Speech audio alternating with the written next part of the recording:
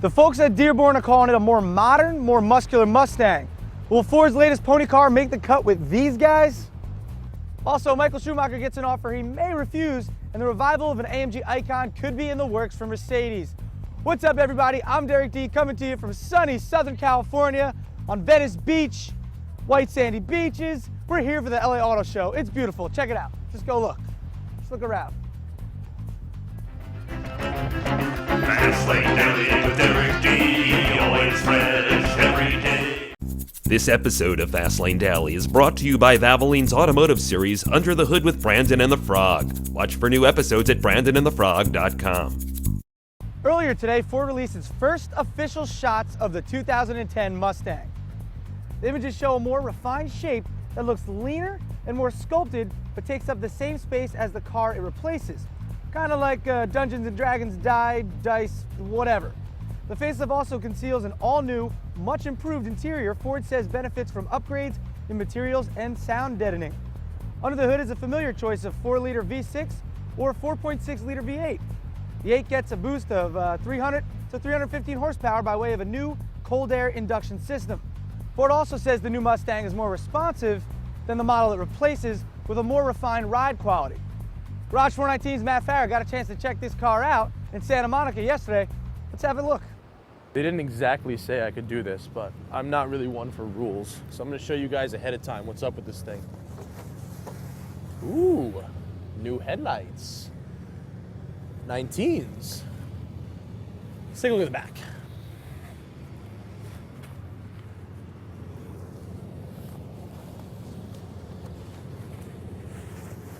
Check out this rear treatment. Very not bad. This angle is really good here. Doesn't really show that in the teaser shots. The most noticeably different thing here is this angle. Unlike the current Mustang where it goes like this one really comes down nicely. And what I've heard, tail lights are all sequential now, standard on all models. So when you hit the blinker, doot, doot, doot, doot, doot, doot, very cool option. Did I say option? I meant it's standard. Let's go before I get yelled at. The 2010 Mustang will be built at the company's Auto Alliance International plant in Flat Rock, Michigan, and it'll go on sale sometime near the end of 2009. So, you know, retired F1 champ Michael Schumacher has been dabbling in motorcycle racing, but will he make the jump into the big time? Italian newspaper La Gazzetta dello Sport says the Honda team has offered the 39-year-old Schumacher, 7-time Formula One champion, a ride in the 2009 World Superbike Championship. Honda racing boss Carlo Fiorani says Schumacher will likely stay with Germany's local IDM Superbike Championship rather than move up to the global show. But Fiorani says the Honda team will keep a seat open for the F1 champ. That's the case he wants to go global on 2 wheels. And what if Toyota took over production of the Chevrolet Corvette? Well, that's the question forum members at GM Inside News are arguing over today. That after one member suggested Toyota could be best positioned to take the Corvette brand to the next level, should anything, well, catastrophic happen to GM, like bankruptcy or an attack by zombies or an outbreak of listeria or I don't know, something like that. Would the Corvette be better off with a V8 from a Toyota Tundra?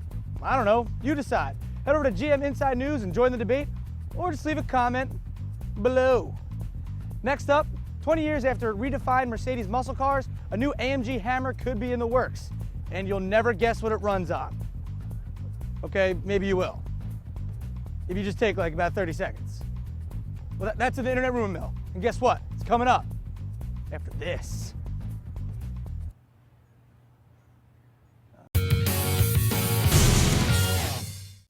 Hey, what's up? I'm Eurojax, and I'd like to invite you to come watch Prawn.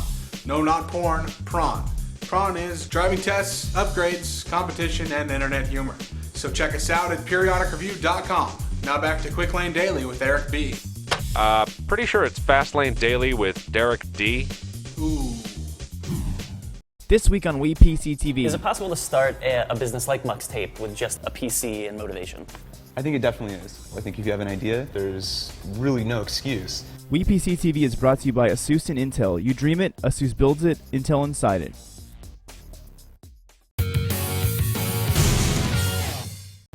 Mercedes geeks know the AMG Hammer is a tweaked out W124 Generation 300E modified to hit 186 miles per hour.